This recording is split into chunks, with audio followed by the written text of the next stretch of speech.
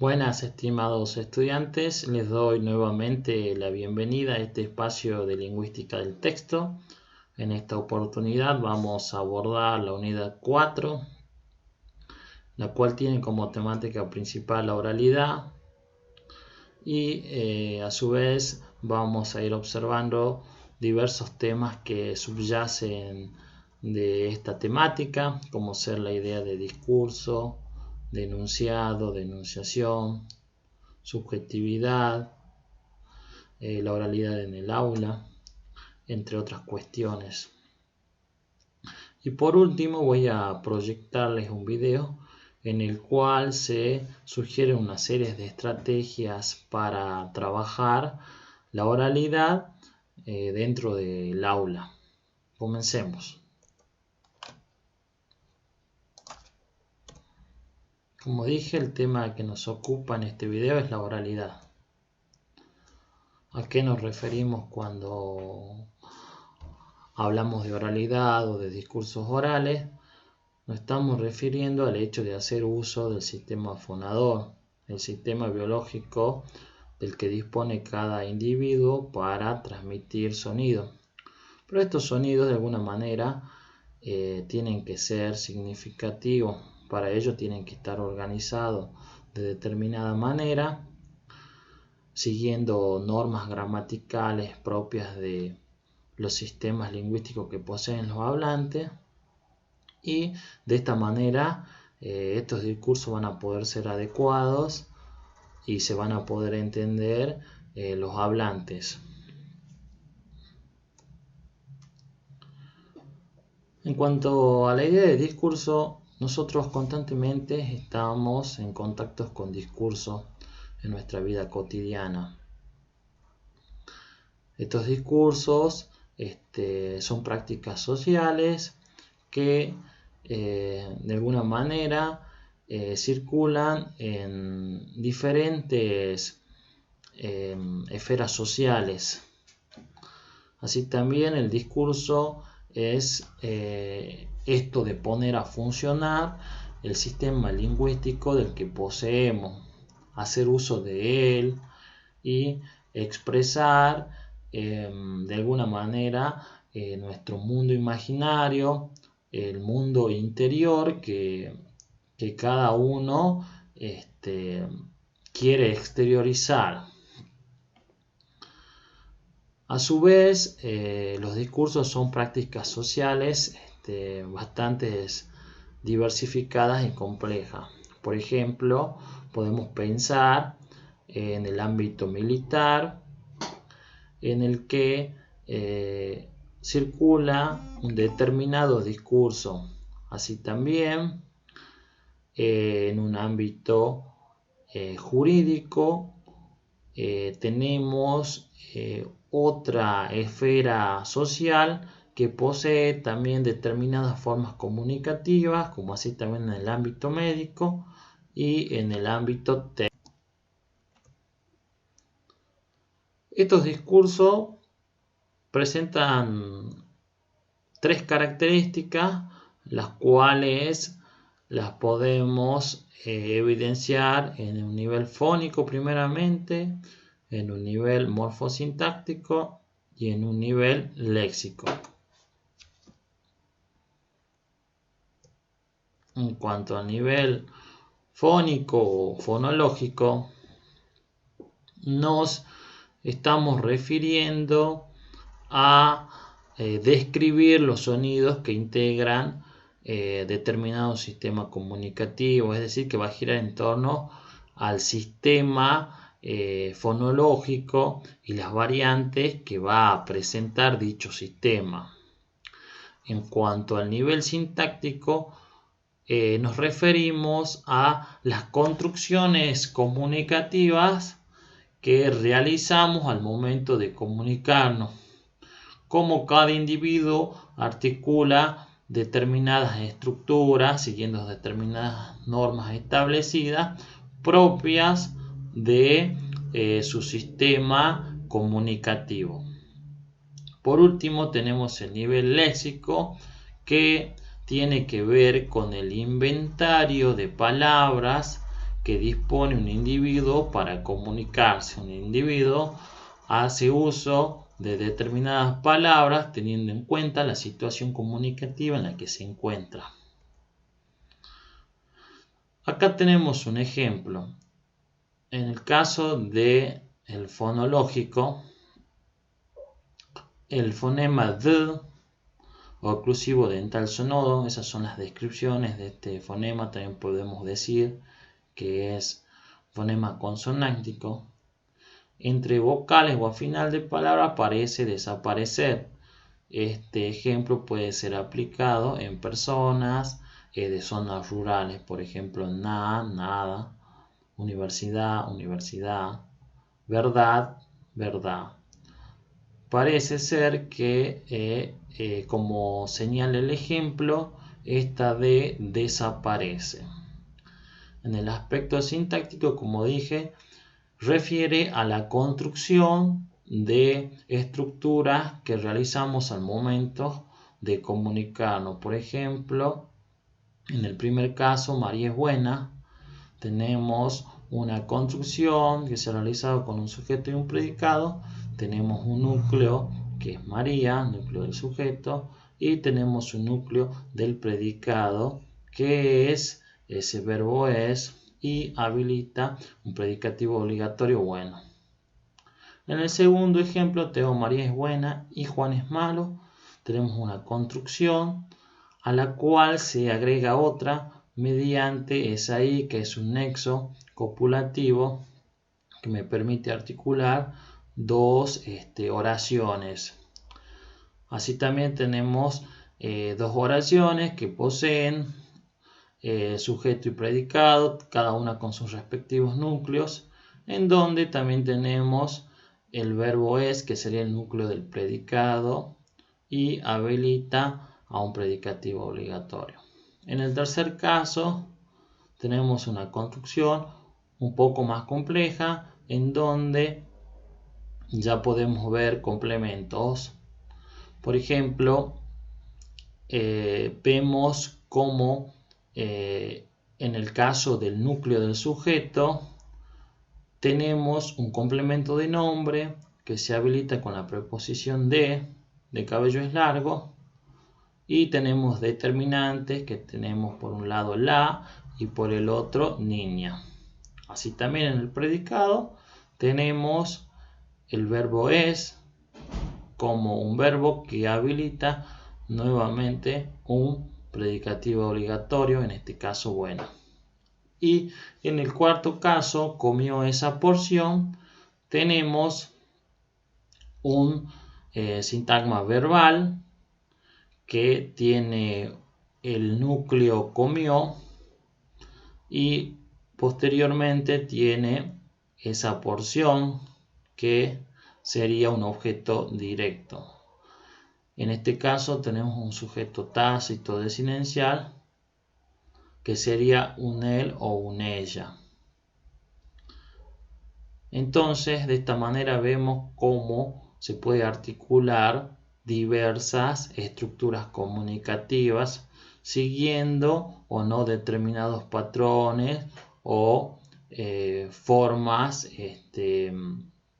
lingüísticas en consonancia a la normativa de cada lengua. Estos ejemplos pueden ampliarse o pueden resumirse dependiendo del hablante.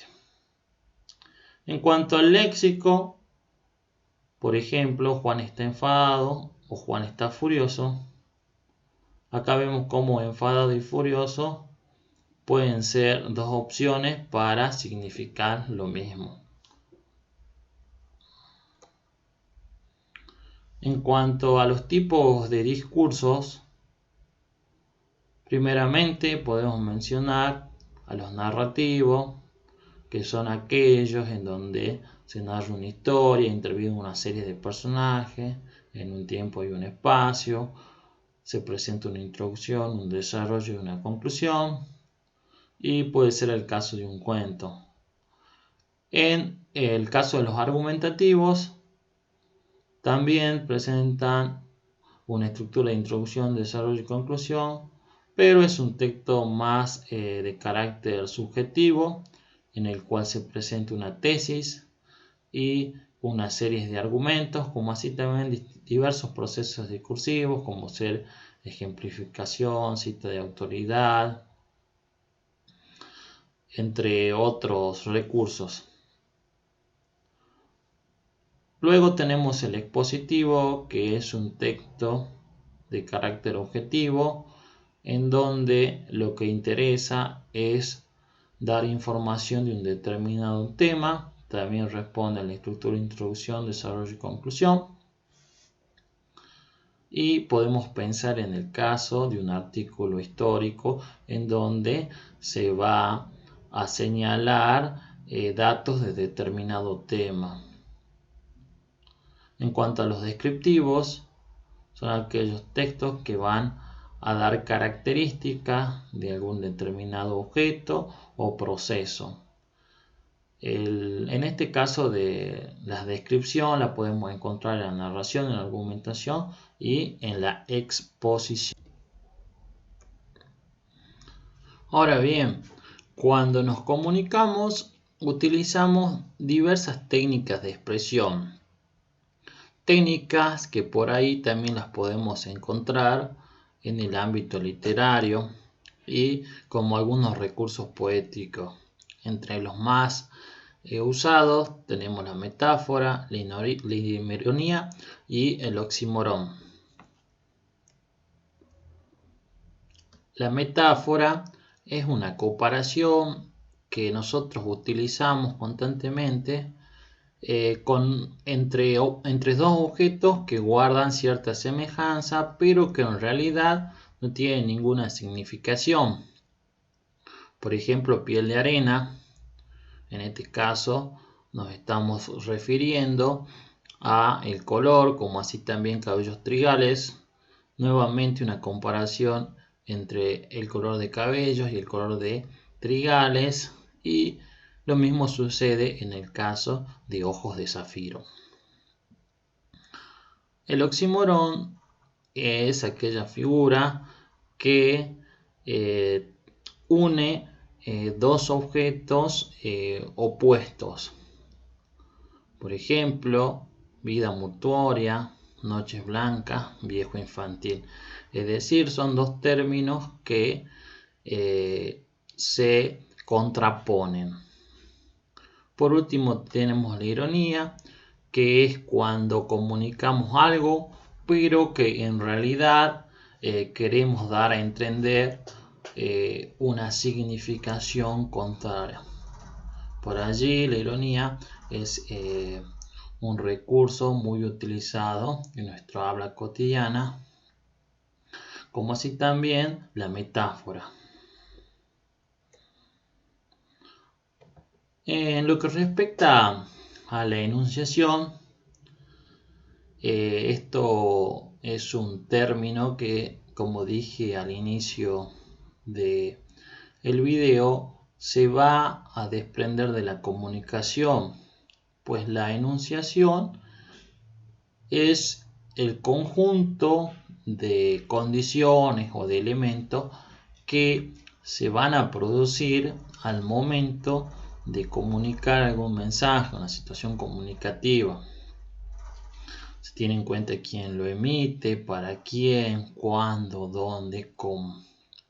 Estos elementos de alguna manera son los que nos van a permitir a nosotros poder entender o lo que se nos dice, lo que se nos está comunicando.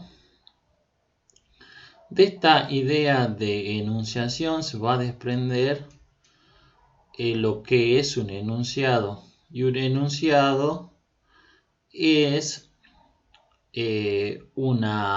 desde la pragmática, es un acto mínimo de comunicación, un acto mínimo para transmitir una idea que se realiza con una oración o con una construcción más pequeña. Cuando nosotros hablamos, no lo hacemos de manera seguida, sino que utilizamos una serie de silencios. Estos silencios van a abarcar o encasillar de alguna manera ideas. Estas ideas son enunciados.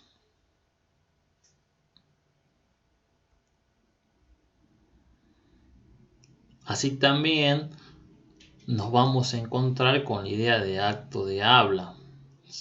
Recordemos que un enunciado es un acto mínimo de habla, y un acto de habla es un tipo de acción en el cual se pone en funcionamiento la lengua, se pone en funcionamiento el uso de mecanismos y normativas propias del sistema lingüístico de cada hablante. Estos actos de habla podemos verlos o de alguna manera analizarlos en tres niveles. Por un lado tenemos el locutivo, que es el acto de emitir un mensaje, de decir algo, de poner en funcionamiento nuestro sistema fonador. Luego, el acto ilocutivo es la intención que queremos transmitir con lo que estamos diciendo, como por ejemplo afirmar, prometer. Y el perlocutivo es el efecto que queremos causar en nuestro receptor, por ejemplo, ordenar, convencer, interesar, calmar. Así también, estos actos de habla se van a dividir o clasificar teniendo en cuenta diversos elementos. Por ejemplo, los actos de habla expresivos son aquellos en los que nos vamos a expresar nuestra subjetividad, lo que sentimos. Por ejemplo, si digo estoy triste o me siento mal. Los actos asertativos o representativos son aquellos actos en los cuales el hablante o quien emite el mensaje impone cierto grado de certeza a lo que está diciendo. Por ejemplo, si yo digo el médico está equivocado, ese acto para mí es una verdad. Yo estoy imponiendo cierto grado de certeza, de afirmación en esa construcción. Los directivos son aquellos actos en los cuales quiero causar un efecto sobre el otro. Por ejemplo, si digo haz tu tarea, allí estoy marcando claramente una orden. Los compromisorios son aquellos actos en donde los hablantes se van a comprometer. Por ejemplo, si digo juro que no te fallaré, un hablante se compromete con el otro a determinada cuestión. Y los actos declarativos son aquellos actos que cambian la condición o el estado de un sujeto o una cosa. Estos actos solo pueden ser llevados a cabo por instituciones o personas que integran instituciones. Por ejemplo, un juez puede determinar la libertad o no de una persona. Lo mismo sucede con una iglesia que da bautismo a un individuo. En lo que respecta a la subjetividad, podemos decir que constantemente cuando estamos emitiendo mensajes, nos estamos comunicando, ponemos nuestra subjetividad, es decir, lo que sentimos y lo que pensamos. Esta idea de subjetividad o carga subjetiva la vamos a evidenciar cuando hacemos uso del yo, de la primera persona, que de alguna manera da cuenta de la conciencia de quien está transmitiendo un mensaje. Así también la subjetividad puede ser evidenciada mediante una serie de elementos, como por ejemplo los subjetivemas, que son expresiones que van a expresar el grado de valoración, como por ejemplo, me parece horrible, ese niño es un dulce, lo ama profundamente. En esas tres construcciones vemos cómo de alguna manera quien emite esos mensajes está dando cierto grado de valoración de determinado objeto o sujeto según lo que él piensa. Entonces los subjetivismos van a ser marcas que van a dar cuenta de la subjetividad de quien emite, como así también los deíticos, que van a poner en evidencia la perspectiva que tiene el enunciador de lo que está diciendo, o también de al objeto a cual se está refiriendo. Estos deíticos van a funcionar en su mayoría con pronombres personales, como yo soy bueno, está aquí y lo saludó. En este caso tenemos, como dije, pronombres personales. También se pueden realizar con adverbios o pronombres demostrativos aquí, allá. Así también tenemos modalizadores que van a mostrar la actitud del enunciador, o sea, es de quien informa, de quien transmite, respecto de la información que se está dando. Por un lado tenemos los lógicos, por ejemplo, es posible que venga, y los apreciativos, es una suerte que venga.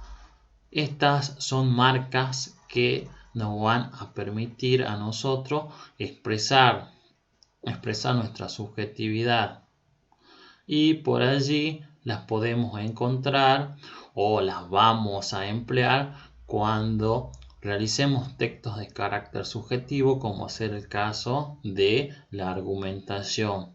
No así cuando nos propongamos producir textos de carácter objetivo, es decir, que los textos de carácter objetivo vamos a borrar estas marcas de subjetividad.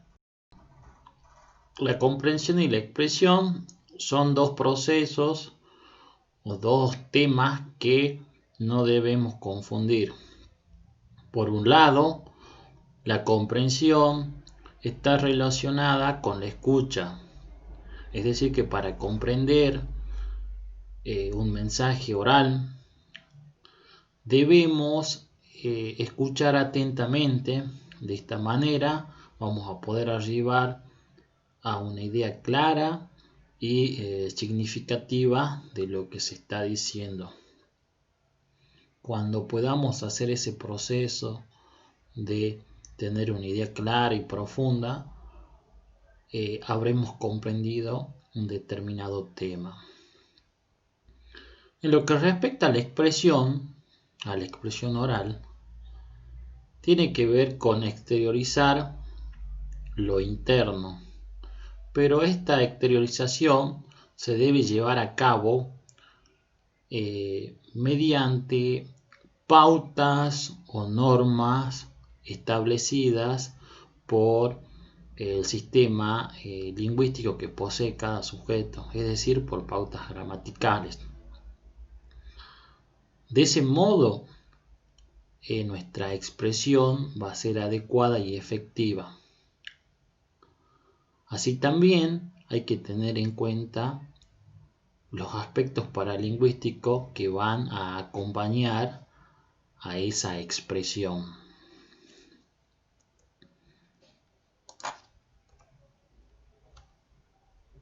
cuando pensamos en un diálogo o una comunicación entre dos personas, un emisor y un receptor,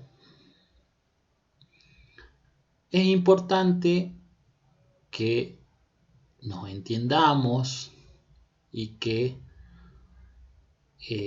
se comprendan. Es así que la idea de expresión y comprensión va a entrar a jugar un papel muy importante en una conversación o en un diálogo, por ejemplo.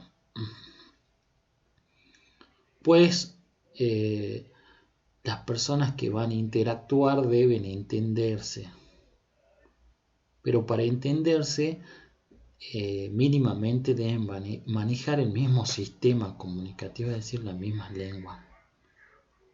Por allí, si pensamos en la llegada de los conquistadores a América, que es el ejemplo que tiene el material de estudio, seguramente en ese caso no habrán podido establecer comunicaciones, no se habrán podido comprender. Seguramente se expresaron, pero sin llegar a comprenderse. Algo importante en la comunicación y al momento de transmitir nuestras ideas a otras personas es conocer al otro, el interés por el otro. Hay que ser empático con el otro. De esta manera vamos a estar más cerca de comprender o de entender lo que la otra persona nos quiere transmitir. Seguramente esta intención de conocer, saber quién es el otro, interesarnos por su lengua, no sucedió con la llegada de los colonos a América, puesto que había intereses de otro tipo. Podemos pensar en intereses materiales. Es así que la comprensión y la expresión juegan un papel importante y determinante a la hora de comunicarnos oralmente. Y estas cuestiones de la otredad y el interés por el otro no deben quedar de lado. Así también lo paralingüístico, como dije, es muy importante, ya que podemos llegar a comprender al otro mediante el uso de señales o determinados gestos. Podemos pensar en un lenguaje universal.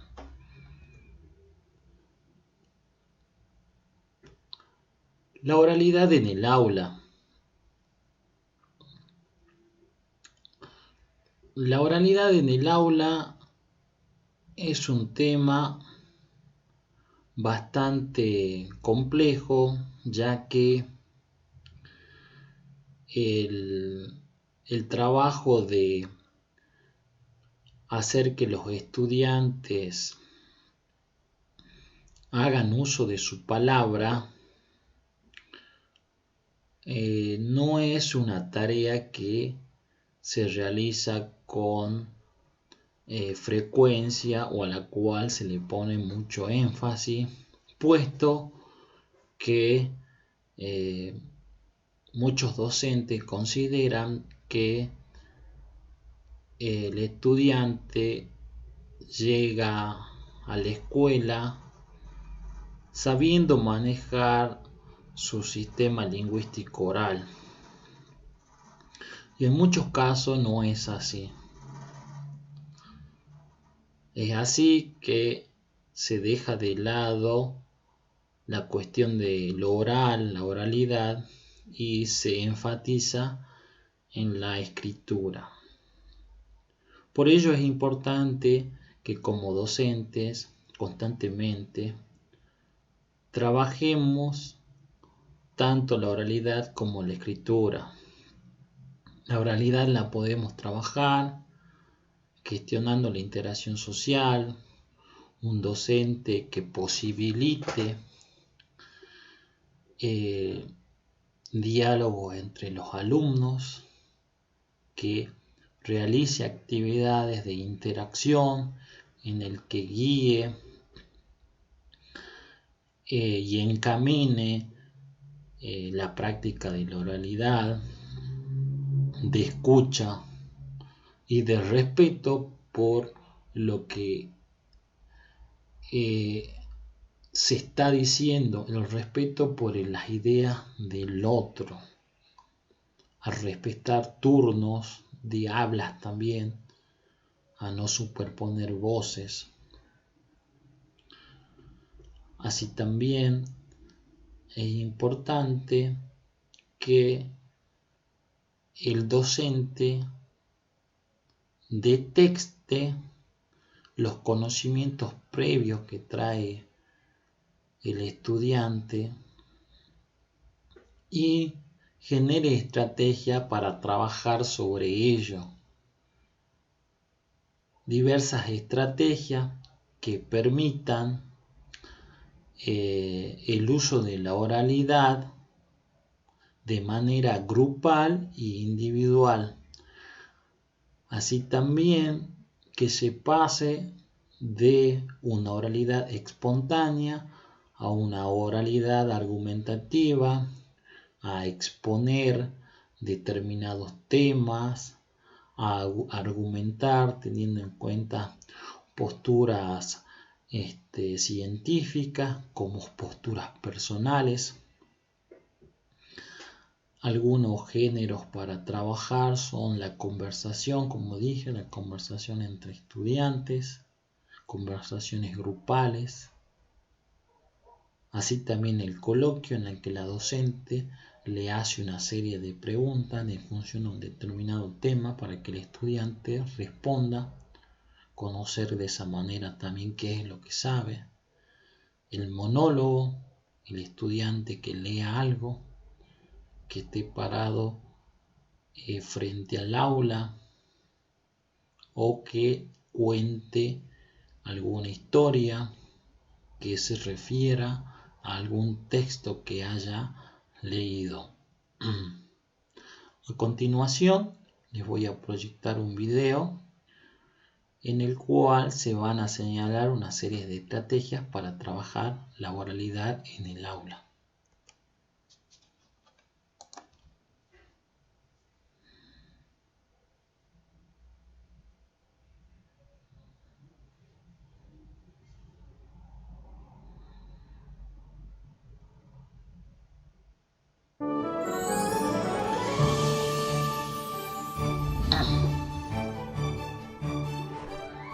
Videos para el maestro.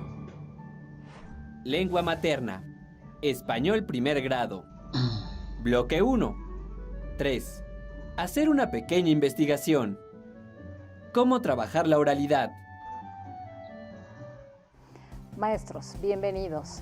En esta ocasión vamos a hablar de un tema muy importante, pero que a veces ha sido un poco ignorado. Vamos a preguntarnos cómo trabajar con la lengua oral en telesecundaria. ¿Por qué digo que a veces ha sido ignorado? Porque en general estamos muy preocupados porque los estudiantes lean y comprendan los textos que leen y además escriban y lo hagan bien. Y pasamos por alto que hay otra parte del lenguaje que es muy importante y es cómo nos comunicamos con el lenguaje oral. Esa es la pregunta del día. Entonces, la primera cuestión que debemos entender es ¿qué se aprende sobre la oralidad en secundaria? Porque muchas veces pensamos que los estudiantes cuando llegan ya saben hablar bien, pero en realidad saben hablar bien en determinados contextos. Pueden resolver problemas fuera de la escuela, pueden interactuar muy bien con sus compañeros de clase, saben hacerlo perfectamente en su contexto familiar, pero necesitan aprender otro tipo de expresiones orales y otros modos de comunicarse con los demás. Por ejemplo, van a empezar a, aunque lo han hecho desde primaria, en secundaria van a seguir aprendiendo acerca de cómo comunicar el conocimiento que han adquirido a través de la lectura de distintos textos. Cuando los maestros piden a los estudiantes que hagan una exposición en clase, no solamente es para ver si logran comunicarse con buena entonación, con buen volumen, si hablan con seguridad, no solamente es eso. Se trata también de que los estudiantes aprendan a organizar información, a integrar la información que han encontrado o en otros textos o en otras interacciones orales, porque a veces lo que tienen que exponer en clase es información que han recabado entrevistando a algunas personas. Entonces, cuando los jóvenes hacen una exposición en clase, deben integrar la información que han recopilado en diferentes puntos y además deben aprender que la oralidad se puede apoyar con algunos recursos escritos. Entonces podrán hacer algunos carteles o podrán escribir en el pizarrón de manera que puedan comunicar con claridad lo que tienen que hacer. Un aspecto muy importante del trabajo con la oralidad es no solamente observar lo que los jóvenes hacen cuando están hablando, sino también qué es lo que están haciendo los que no están hablando. Es decir, debemos aprender a escuchar y eso es algo que pocas veces ha sido trabajado en las escuelas. Es muy, muy importante que aprendamos a escuchar a los demás, que aprendamos a poner atención a lo que dicen, que seamos capaces de preguntar de manera articulada sobre aquellos aspectos que no entendimos, que entendamos que es muy importante respetar los turnos cuando estamos hablando, que debe hablar una persona y nosotros debemos esperar a que la otra persona termine de hablar antes de hacer preguntas o antes de decir no entendí o antes de decir mi opinión es diferente. La pregunta entonces es, ¿qué aprenden los jóvenes en secundaria?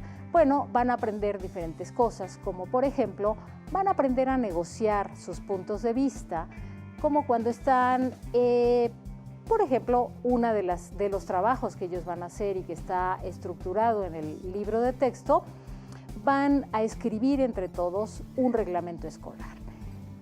Para poder hacerlo y para poder decidir cuáles son las reglas que van a quedar ahí, pues van a tener que aprender a negociar con sus compañeros para tomar las mejores decisiones y llegar a los acuerdos que convenzan a la mayoría. Es probable que propongan una regla para ese documento y no todos estén de acuerdo. Lo importante es que la mayoría esté de acuerdo y que todos asuman el compromiso de respetar lo que se pone ahí. ¿Qué más aprenden sobre la lengua oral? Bueno, van a aprender algo que han hecho desde muy pequeñitos, que tiene que ver con narrar oralmente, porque también han hecho narraciones por escrito. Y narrar, por ejemplo, a diferencia de negociar, como señalaba yo con respecto al reglamento, narrar implica organizar los eventos en una secuencia temporal muy clara para que puedan ser muy lógicas las historias que ellos van a narrar, y pueden ser narraciones de experiencias personales o pueden ser narraciones que ellos crean a través de la ficción para poder compartir con otros. ¿Qué otro tipo de cosa van a aprender en telesecundaria? Van a aprender algo muy importante, que es aprender a hablar sobre los textos que leemos. Y no es tan sencillo, porque no se trata de repetir lo que los textos dicen, se trata de interpretarlos y de presentar su opinión sobre lo que los textos dicen. De manera que ellos, además de todo lo que han aprendido sobre el lenguaje oral fuera de la escuela, en el contexto escolar, van a aprender diferentes cosas. Ustedes tienen en sus libros de texto y en sus libros para el maestro muchas oportunidades para que ellos desarrollen su mejor manejo de la lengua oral, que pueden ser entrevistas a otras personas, que pueden ser estas diferentes actividades que yo les mencionaba. Y para cerrar, maestros, lo más importante de esto es que los estudiantes tengan la posibilidad de prepararse cuando van a hacer una exposición, porque a veces decimos, tienen una expresión muy pobre. Lo que ocurre es que no tienen nada que decir sobre un tema. Si ellos se prepararon, buscaron información, leyeron, su desempeño oral va a ser mucho mejor porque van a tener ideas para compartir. Y lo último, que es central, maestros, es que ustedes creen un ambiente en el que los jóvenes se sientan seguros para expresarse y que generen una actitud de respeto entre sus compañeros para que todos puedan ser escuchados y lo que dicen tenga algún valor. Maestros, muchísimas gracias y los esperamos en la próxima ocasión. De esta manera concluyo el video. Espero que estas breves ideas que puse les sean útiles.